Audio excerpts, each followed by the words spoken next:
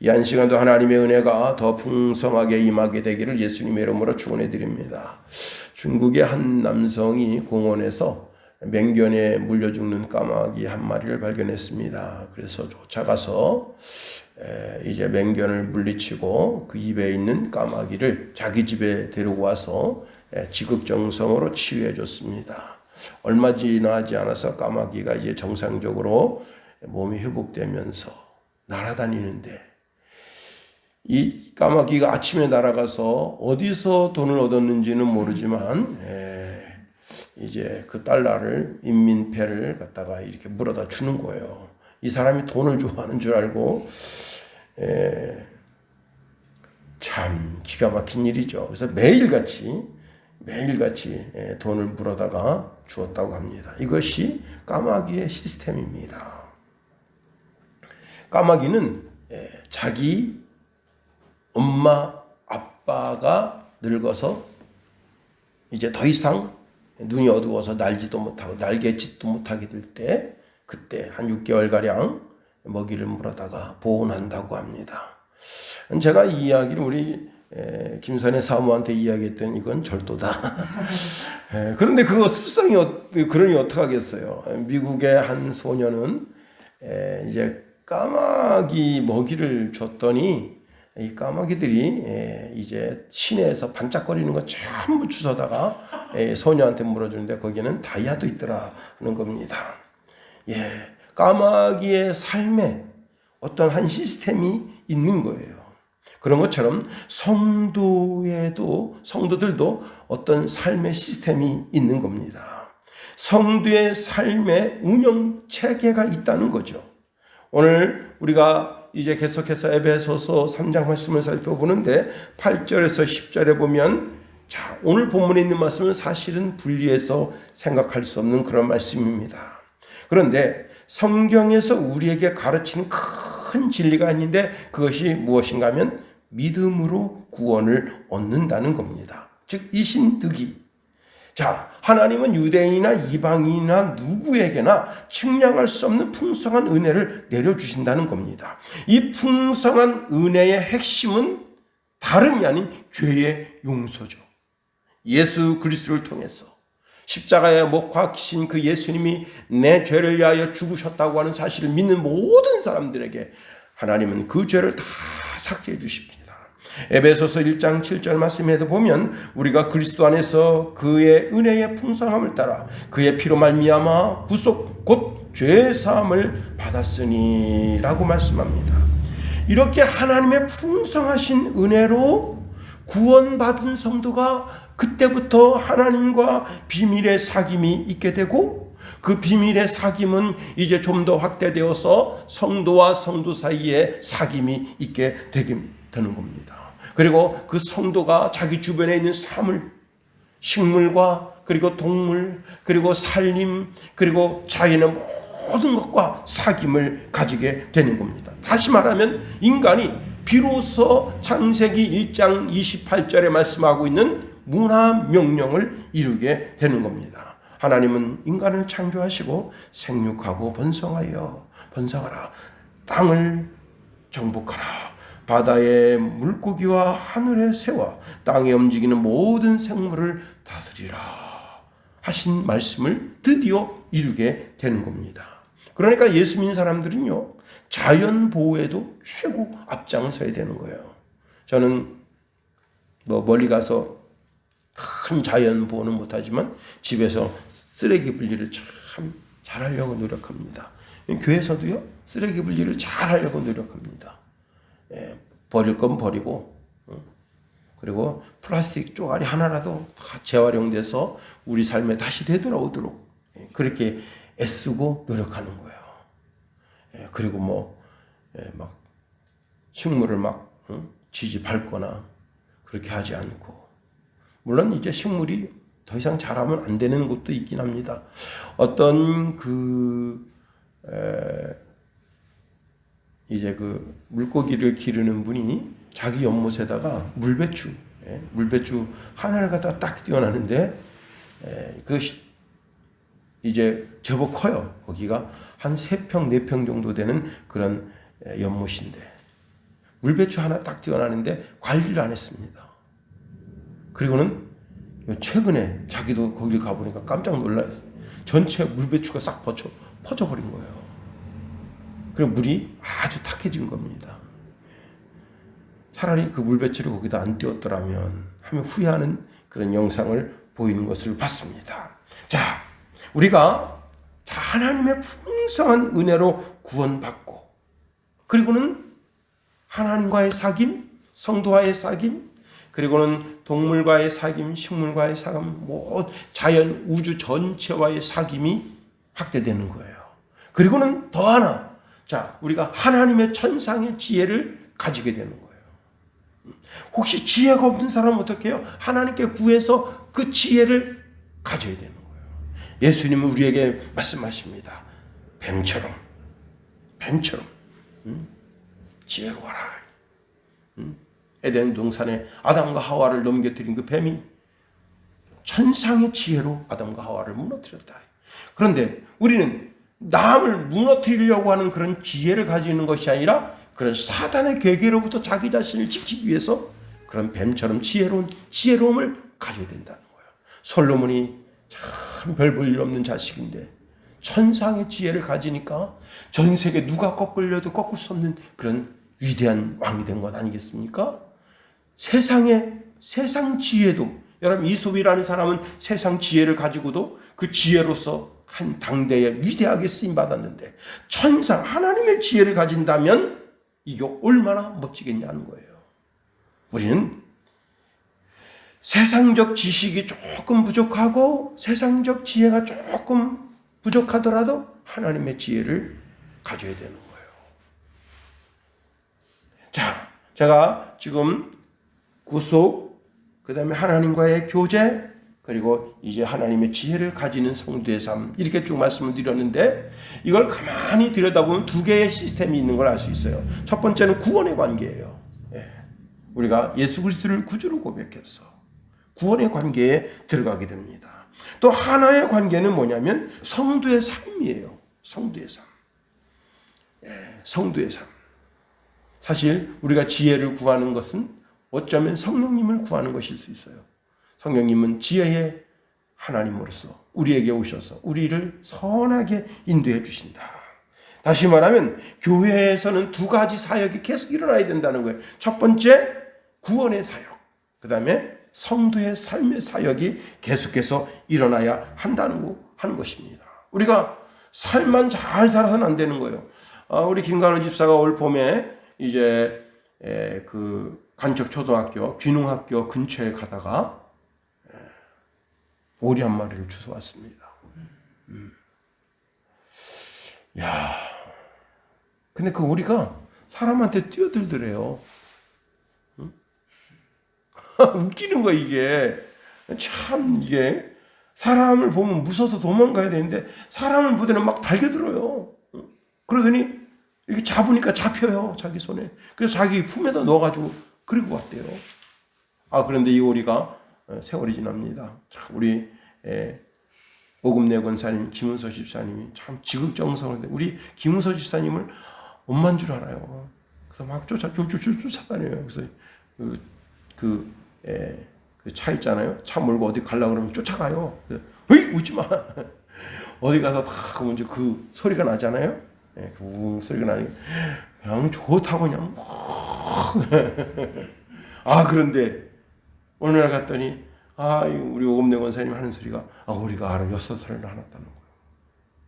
현재 12알을 낳았다는 거예요.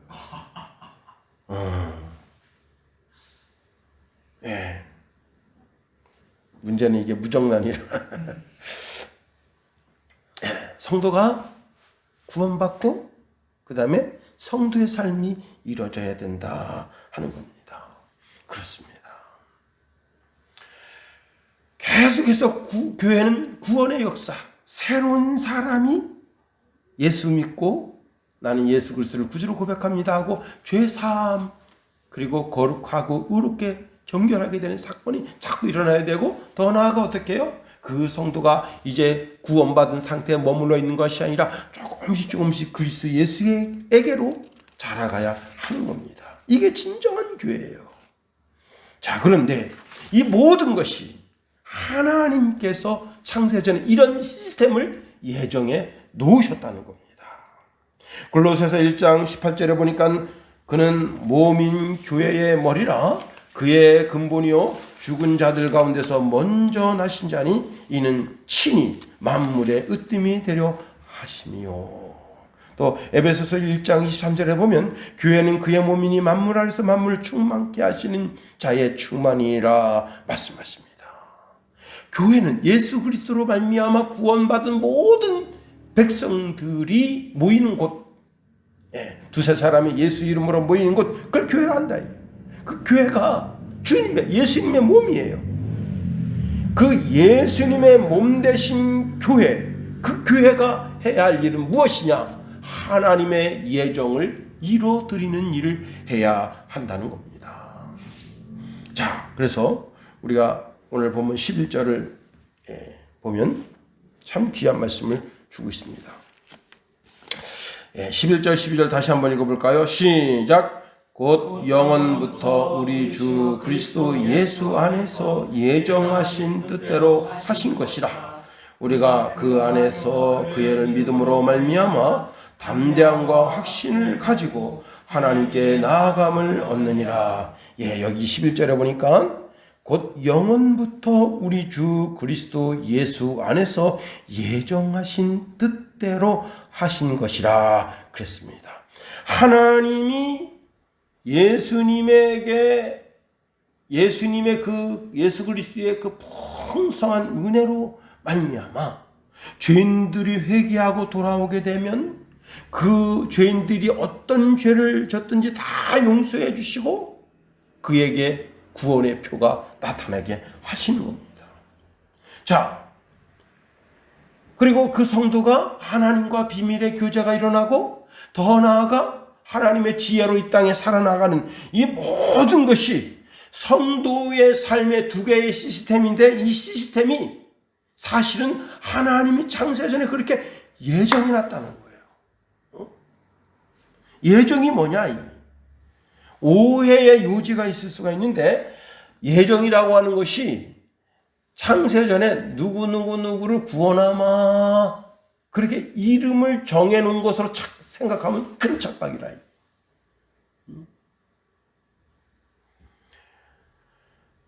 자, 그래서요 신학자들이 이제 이걸 가지고 싸우는데 미리 알았다, 그리고 정했다, 그걸 예정, 예지, 이걸 말을 또 바꿔서 예지, 예정, 이것 가지고 싸워요. 미리 알았기 때문에 정했다. 정했기 때문에 알았다. 신학자들이.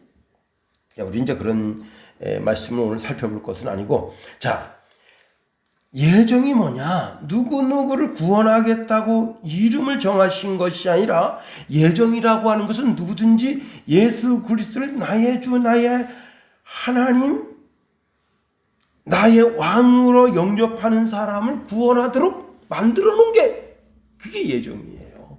그리고 그 안에서 살아가게 하는 것, 성도의 삶이 이루어지게 하는 것, 그게 바로 예정이에요. 자, 사도 바울은 자기 자신이 이방인에게 복음을 전도하는 전도자가 된 겁니다. 1절에 보면요. 그러므로 그리스도 예수의 일로 너희 이방인을 위하여 갇힌 자 됐나? 바울은 그랬습니다. 바울은 이방의 전도자라는 거예요.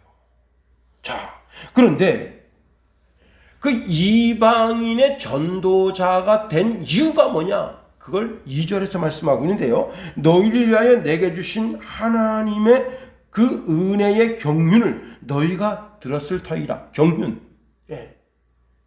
경륜이라고 하는, 여기서 우리가 그 이미 이제 9절에서 살펴본 그 경륜이라고 하는 것은 교자라고 하는 단어인데, 이 경륜이라고 하는 단어는 깊게 들어가면 집사라는 뜻이에요. 어떤 사역을 이뤄가고 있다. 거대한 사역을 이뤄가고 있다는 거예요. 자, 그런데 사도 바울이 지금 이 에베소 편지를 써서 에베소 교회에다 보낸단 말이에요. 자, 나는 이방인에게 복음을 전한 사도야. 2절에서는 거기에 그 이방인에게 복음을 전하는 그 경륜, 나는 하나의 집사야, 도구야. 그런데 그 말씀을 하면서 4절에 내가 지금 너희에게 이 편지를 써서 보내는데 이 편지를 너희가 읽게 되면 뭔가를 깨달을 수가 있어. 예, 그 말씀을 하고 있습니다. 제가 읽어드립니다. 이것을 읽으면 그리스도의 비밀을 내가 깨달은 것을 너희도 알 수 있으리라. 여러분, 우리가 성경을 잘 읽어야 됩니다. 혹 읽어서 이해가 안 되는 것이 있으면요, 목사님한테 목사님 이 말씀이 뭡니까? 이렇게 물어야 되는 거예요. 또 목사가 100% 다 알겠어요. 목사도 주석책을 보고 이렇게 연구하고 이게 이런 뜻이겠구나. 그리고 답을 줄 수가 있는 거예요. 즉답을 못하는 것이 지혜로운 목사입니다. 그냥 되든 안 되든 목사가 다 아는 것처럼 그까짓 것도 몰라서 그렇게 교만 떨 필요가 없어요.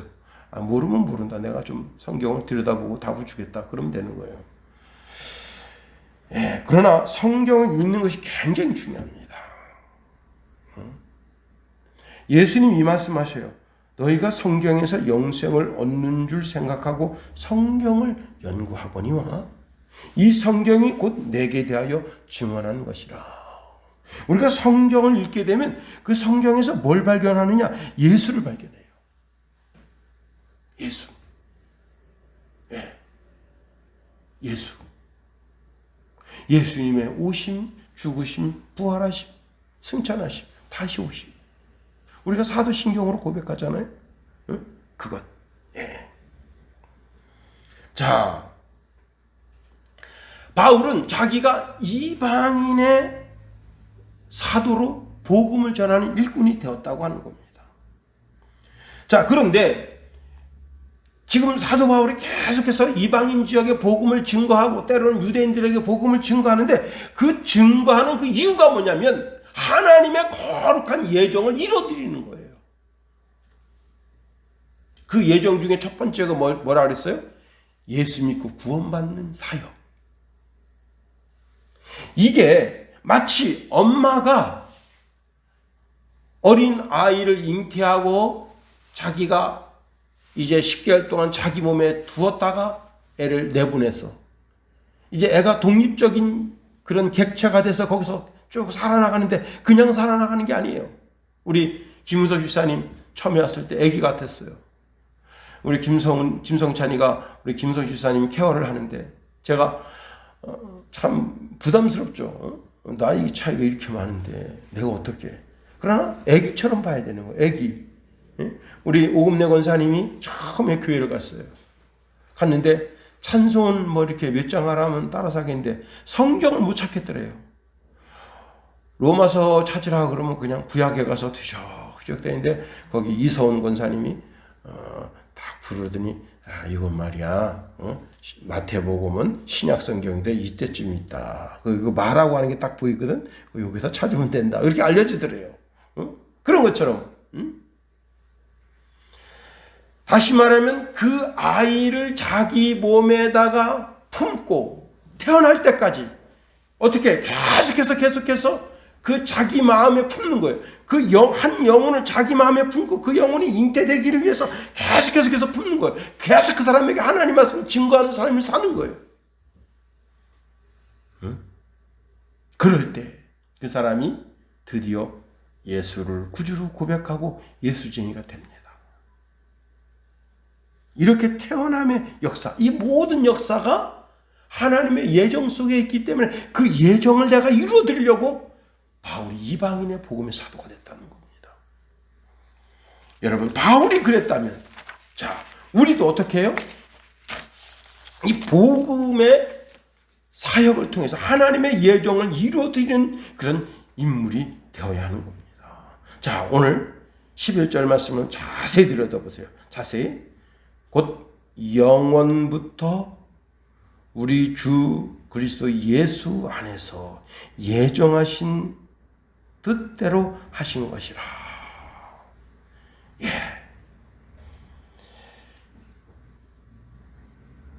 하나님의 거룩하신 예정을 이뤄드리려고 몸부림치는 인생. 그 인생이 조금 멋진 인생이 되는 거예요. 그렇습니다. 우리는 하나님의 예정을 이뤄드려야 돼요. 내가 그 예정을 덧입어서 내가 하나님의 자녀가 된 것처럼 여러분이 이제는 하나님의 예정을 이뤄드리는 그런 인물이 되어야 되는 거예요. 여러분이 전도자의 사명의 길을 가야 되는 거예요. 내 친구에게, 제가 고등학교 때 사형리를 들고 친구한테, 야, 서경원인데 이름이, 야, 경원아, 왜? 내가 말이야, 너한테 꼭 할 말이 있는데 내일 점심 때 5분 정도 시간 내줄 수 있냐? 그러니까 아, 그랬대. 자기 알았대요. 점심 때 만났어. 그래가지고 야, 경원아, 내가 말이야, 너 사형리 들어봤냐? 그랬더니 걔가 뭐랬냐면, 야, 나보고 예수 믿으라고? 아유, 너 어제부터 내가 그 말 할 줄 알았대. 내가 한번 읽어봐라. 그래서 사형리를 쭉 읽었어. 그다음에 이제 다 읽은 다음에 너 이 사형리를 통해서 너 이 글이 마음에 드냐? 영접할래? 그랬더니 아, 그랬대. 하겠대. 그래서 너 따라해라. 주 예수님. 저는 이제 예수님을 구주로 영접합니다. 쭉 그 영접 기도했어요. 그리고 내가 CC도 몇 번 데리고 갔어. 예. 근데 CC는 마음에 안 드나 봐. 예. 근데 걔가 이제 나랑 이렇게 사귐이 있으면서 그때부터 이제 걔가 공부를 되게 못했어요. 우리 반에서 꼴찌였어. 제가 이제 걔네 집을 놀러 간 거예요. 걔가 이제 어디쯤 있었냐면 춘성여고 집 앞에 있었어요. 근데 제가 이제 탁 갔는데 깨짜짜 하잖아. 시골에서 온 애가 깨짜짜 하잖아. 그 아빠가 딱 보더니 화를 내더라고. 나를 보고. 아, 야, 누구냐? 우리 반인데. 야, 친구를 사귀어야 되면 좋은 애들 사귀어야지. 아유, 쟤 공부 잘해. 몇 등인데? 5등 안에 들어오니까. 그럼 잘 사귀어봐. 그러더니 갑자기 뭐 간식을 자기 와이프한테 간식 내다 주라 해서 간식 먹고. 예. 그러니 걔가 이제 나 쫓아서 친구 따라 강남 간다고. 도서관에 가면 다 고등학교 3학년밖에 없어요. 3학년 좀 있고 2학년 있고 1학년 몇 명 안 돼. 근데 야, 나 따라서 공부하러 올래? 어디? 도서관에. 그때부터 이제 아무든 책 보니까 얼마나 장난치고 싶겠어요. 고등학교 1학년 남자 새끼가 이름이 또 경원이잖아. 여자 이름이잖아. 놀림도 많이 받았을 거야. 근데 이제 같이 공부하고 성적이 조금 올라가니까 지도 좋아가지고 참. 그렇게 해서 어떻게 해요? 하나님의 거룩한 예정을 이뤄드리는 거야. 자, 그 다음에 그렇게 해서 한 예정 속에서 한 영혼이 태어났습니다. 이제는 그 태어난 그 영혼이 어떤 일이 일어나느냐? 13절, 12절에서 아주 놀라운 일이 일어납니다. 우리 12절 한번 읽어봅니다. 12절 시작. 우리가 그 안에서 그를 믿음으로 말미암아 담대함과 확신을 가지고 하나님께 나아감을 얻느니라. 12절에서요. 참 이게 참 어마어마한 말씀이에요. 여기 12절에 맨 마지막 단어 얻느니라 라는 단어는 기본적으로 붙잡는다 그런 뜻이에요. 붙잡는다. 뭔가를 자기가 직접 붙잡아서 소유로 만든다는 거예요. 자, 그리고는 그것을 자기 소유로 만들었을 뿐만 아니라 보관하고 간직한다는 거예요. 그러면 무엇을 붙잡냐 말이에요. 응? 자, 성도가 그리스도 예수 안에서 예수 그리스도를 믿음으로 하나님 앞에 나아가서 뭔가를 붙잡은 거예요. 뭔가를 붙잡은 거예요. 야곱이 태어날 때 저 형 발뒤꿈치를 붙잡는 것처럼 뭔가를 붙잡는 거예요. 뭔가를 붙잡은 거예요 도대체. 하나님의 언약의 축복들을 붙잡는 거예요. 이야, 참 저는 이 말씀, 이거 참 대박 사건이다 이게. 이게 하나님의 거룩한 카르텔, 거룩한 예정 속의 구원의 사역, 그리고 자 예수 그리스도를 믿음으로 예수 그리스도로 말미암아 자 어떤 일이 생기느냐. 하나님께 담대하게 나간다는 거예요.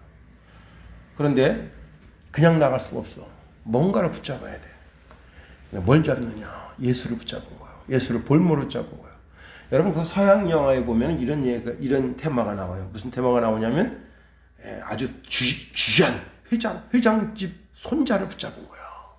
볼모로. 응?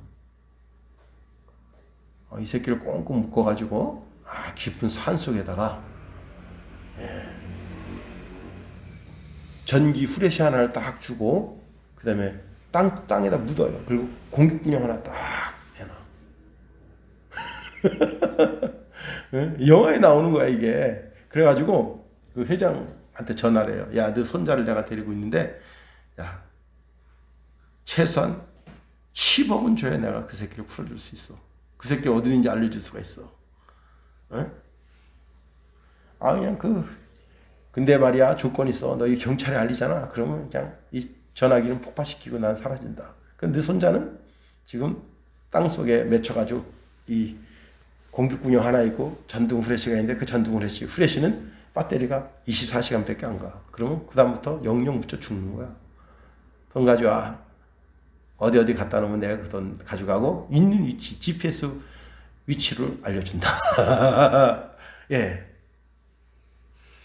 그리고는 그 볼모를 잡고서는 거기서 돈을 뜯어내는 거예요. 근데 이게 나쁜 비유지만 아주 적절한 비유예요. 우리는 누구를 붙잡아야 되느냐? 예수님 붙잡아야 되는 거예요. 예수님을 여러분의 볼모로 붙잡아야 되는 거예요.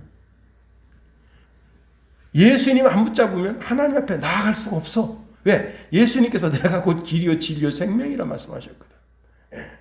예수님께 나아가는, 예수님을 통해서만 하나님께 나아가요. 그런데 자, 오늘 12절 말씀해 보면 아주 귀한 말씀을 주고 있습니다. 무슨 말씀을 주고 있냐면 보세요. 우리가 그 안에서 그런 믿음으로 말미암아 담대함과 담대함. 이 담대함이라고 하는 단어가 뭐냐면 놀라지 마세요. 이게 민주주의 정치적인 영역에 있어서 아주 매우 중요한 위치를 차지하는 단어예요. 이 담대함이라고 하는 단어는 뭐냐면 말할 수 있는 권리가 있다는 뜻이에요. 성도가 하나님께 나아가서 말할 수 있는 권리가 있는 거예요. 누구를 볼모로 잡을 때? 예수님을 볼모로 잡을 때, 예수 그리스도를 볼모로 잡을 때 하나님 앞에 나아가서 담대하게 말할 수 있는 권리가 있는 거예요. 그 권리가 뭐냐? 보니까 그 권리가 기도예요. 그 권리가 뭐냐? 보니까 그게 찬송이에요. 그 권리가 뭐냐? 그 부르짖음의 기도예요.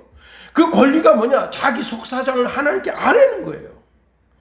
이 담대함이라고 하는 단어는 헬라 도시 국가에서 완전한 시민이 누리는 권리 중에 최고 상위에 있는 권리로서 자기의 의사를 표시할 수 있는 권리를 말하는 겁니다.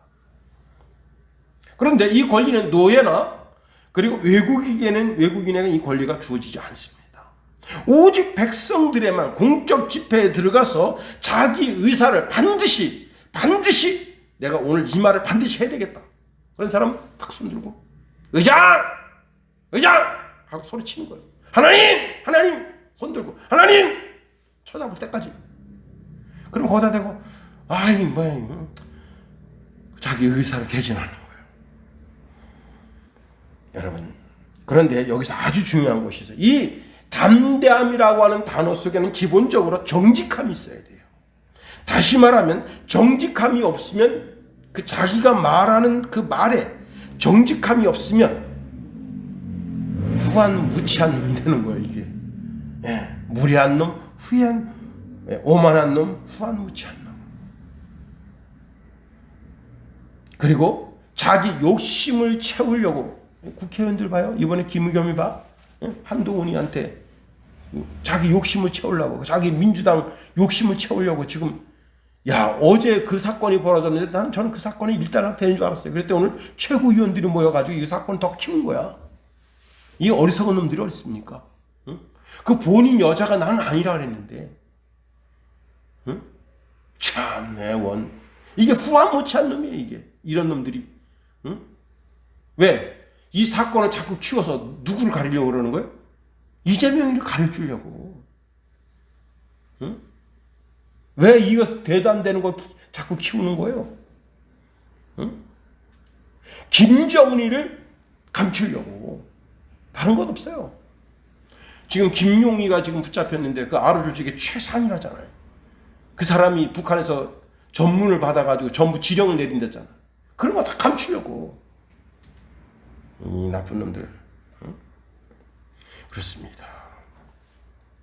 그런데 이 담대함이라고 하는 단어 속에 함축되어져 있는 것이 뭘까? 그게 가만히 보니까 예배더라고. 응? 예배. 그렇습니다. 성도는 뭔가를 은근히 믿는 구석이 있는 사람들이에요. 그 은근히 뭔가를 믿고 있는데 그 은근히 믿고 있는 그 구석이 뭔가 보니까 예수를 믿고 있는 거야. 왜? 예수를 볼모로 잡고 있거든. 뭐든지 예수님 이름으로 기도합니다. 뭐예요? 예수한테 책임이 있다 이거야. 뭐든지 예수한테 책임이 있다 이거야. 거기다 전가를 시키는 거야. 내가 죄졌어. 예수님의 이름으로 기도합니다. 예수님 사해 줄 줄 믿고 거기다 전가하는 거야. 뭐든지 다 그냥 얼마나 뻔뻔해요. 다시 말하면 이 담대함이라고 하는 말뜻은요, 뭔가 모르게 믿는 구석이 있는 놈이야. 그래서 발걸음이 틀려. 뭔가 믿고 있는 뒷배경이 있는 놈은요, 다 걷는 게 틀려. 한번 해보려면 해볼까? 이렇게. 이게 여러분이 믿는 뒷구성은, 뒷배경은 도대체 무엇입니까? 여러분의 지식, 여러분의 감성, 여러분의 지성, 여러분의 지혜? 아닙니다. 우리가 믿는 뒷배경은 오직 예수뿐인 거예요. 히브리서 4장 16절에 보니까 그러므로 우리가 긍휼하심을 받고 때를 따라 돕는 은혜를 얻기 위하여 은혜의 보좌의 앞에 담대히 나아갈 것이라 말씀하십니다. 히브리서 10장 19절에 보니까 형제들아 우리가 예수 피를 힘입어 성수에 들어갈 담력을 얻었나니. 이야, 참 대단한 거예요. 자, 우리가 하나님 앞에 간구하며 기도합니다. 어떤 사람이 예수님께서 기도에 관해서 마태복음 7장 7절 이하에 구하라, 찾으라, 문을 두드리라 그리고 말씀을 주시면서 한 예를 말씀하십니다. 어떤 사람이 생선을 달라 그래요. 떡을 달라 그래요. 근데 돌을 집어줘. 떡은 딱 씹으면 일단 달콤하면서 그 안에는 설탕물이 쭉 빨려들을 때 얼마나 맛있습니까? 근데 그걸 탁 씹으면, 돌을 씹으면 어떻게 돼? 이빨이 상해. 상하게 한다는 그 뜻이에요. 생선 좀 주세요 했더니 뱀을 줘. 그런 악한 아버지가 어디 있어요? 뱀은 사람을 상하게 하는 거예요. 죽게도 할 수 있어. 반드시 하나님은 최고 좋은 거라고. 우리가 예배를 통해서 하나님 보좌 앞에 담대히 나가 하나님 우리의 기도를 반드시 들어주셔서 응답하며 간구하며 부르짖어 기도할 때 하나님께서 최고 좋은 것을 줄 믿는 믿음으로 보좌 앞에 담대히 나아가는 거예요. 두 번째는 예수를 믿는다면 확신을 가지고 하나님께 나아가야 한다는 겁니다. 이 확신이라고 하는 단어를 옛날 성경에는 당당함이라고 했어요. 당당함. 예. 확신이나 당당함은 자신의 권리를 주장할 때 사용하는 단어가 아니겠는가 하는 겁니다. 자, 당당함이나 확신. 하나님 앞에 당당하게 나간다. 확신을 가지고 나간다. 무슨 뜻이냐? 자기 죄가 예수 그리스도의 피의 공로로 완전히 용서받았다고 하는 것을 확신한다는 뜻입니다. 하나님은 우리의 심장과 배부를 살피시는 분이라 하셨어요. 예레미야 17장 10절에 보니까 나 여호와는 심장을 살피며 폐부를 시험하고 각각 그 행위와 그 행실대로 보응한다 하셨습니다. 우리 마음을 감찰하신다. 예레미야 11장 20절에 보니까 공의로 판단하시며 사람의 마음을 감찰하시는 만군의 여호와라 말씀했습니다. 다윗이 솔로몬에게 말합니다. 하나님 잘 섬겨라. 그런데 그 하나님을 섬길 때 외모로 거칠애로 하지 말라는 거예요. 왜? 하나님은 우리의 마음을 감찰하신다. 역대상 28장 9절 이하의 말씀에 보니까 내 아들 솔로몬아, 너는 내 아버지의 하나님을 알고 온전한 마음과 기쁜 뜻으로 섬길지어다. 여호와께서 모든 마음을 감찰하사 모든 의도를 아시나니 내가 만일 그를 찾으면 만날 것이요 내가 만일 그를 버리면 그가 너를 영원히 버리시리라. 여러분, 엘리압 보세요. 엘리압이 사무엘 목사 앞에 탁 나섰을 때 김용호처럼 머리가 탁 얼마나 기름 바르고 말이죠. 면도를 쫙 하고 탁 하고 말이죠. 와이셔츠 쫙 입고 점잖게 멋지게 사무엘 목사가 탁 보니까 와, 아이 멋있네. 뭘 본 거예요?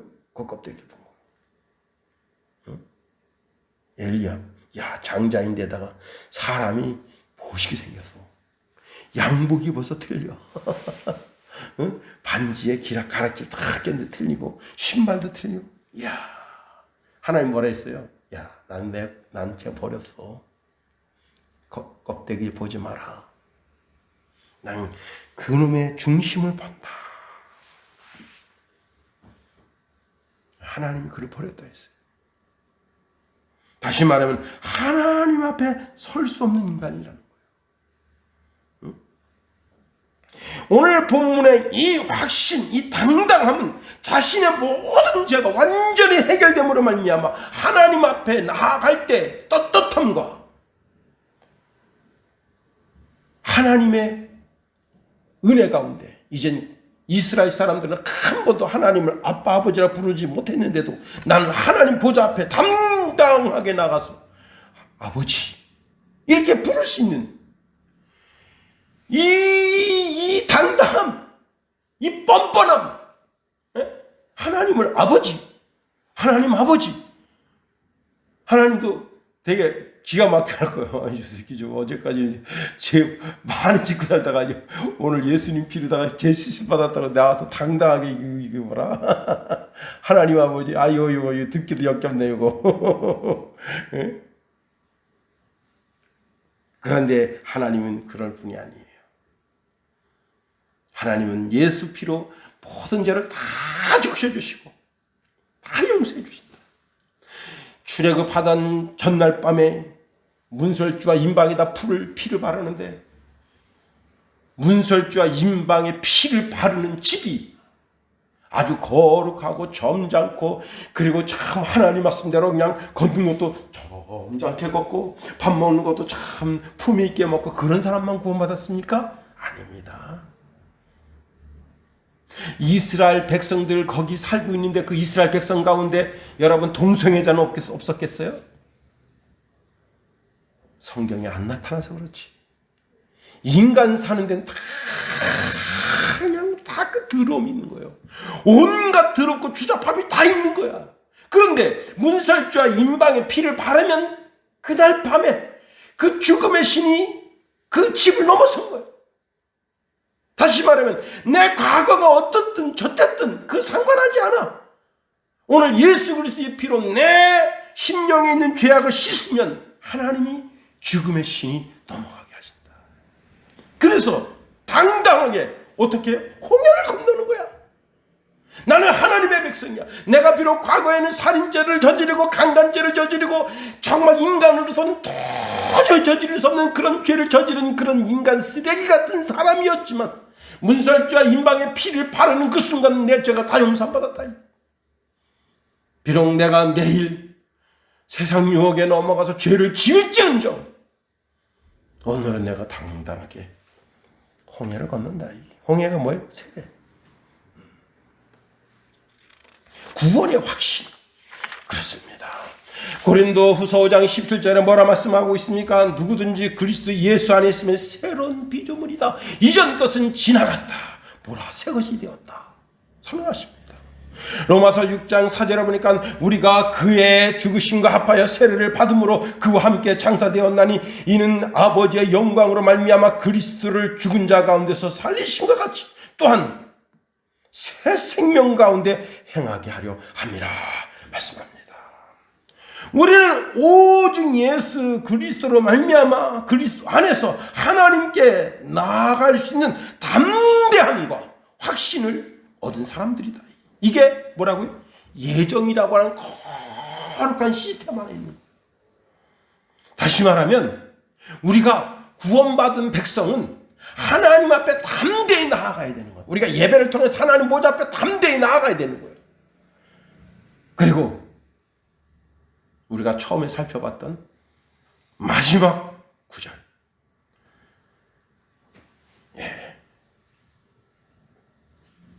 얻느니라, 이 단어 붙잡는다. 이게요. 뭘 붙잡는 거예요? 하나님이 하나님 백성들에게 주마 약속하신 모든 축복의 보고를 붙잡아야 되는 거예요. 하나님이 약속하신 축복의 보고를 다 붙잡아야 되는 거예요. 그렇습니다. 우리는 예수님을 우리의 볼모로 잡아야 돼요. 예수밖에 없어. 무조건 예수.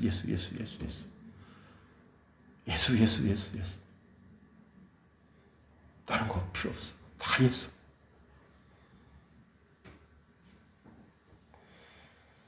이제 말씀을 마칩니다. 여러분, 우리는 예수님을 붙잡고 아예 그 예수님을 내 안에 모시고 살고 나는 또 그분 안에 살고 예수님 때문에 하나님 앞에 뻔뻔하게 하나님을 아빠 아버지라 부르면서 담대하게 그의 보좌 앞에 나아갈 뿐만 아니라 그분 앞에 다 예배를 드리면서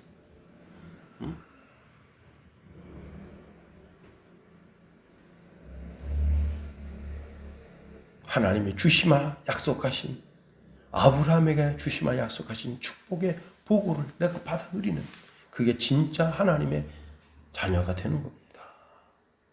여러분, 하나님의 거룩하신 예정 안에 들어있는 것이니 하나님이 창세전에 예정이 놓으신 것이니 하나님은 변케 하실 수가 없어요. 하나님 못하시는 게 하나가 있는데 뭐냐? 거짓말을 못해. 다 하시는데 하나님도 못하는 게 있어요. 거짓말을 못해. 약속을 변케를 못해. 그러므로 하나님께 간구하고 부르짖어 기도함으로 말미암아 당당하게 얻는 축복의 주인공들이 다 되시기를 예수님의 이름으로 축원해 드립니다. 주기도문 하겠어요? 하늘에 계신 우리 아버지, 아버지의 이름을 거룩하게 하시며 아버지의 나라가 오게 하시며 아버지의 뜻이 하늘에서와 같이 땅에서도 이루어지게 하소서. 오늘 우리에게 일용할 양식을 주시고 우리가 우리에게 잘못한 사람을 용서하여 준 것 같이 우리 죄를 용서하여 주시고 우리 시험에 빠지지 않게 하시고 악에서 구하소서. 나라와 권능과 영광이 영원히 아버지의 것입니다. 아멘.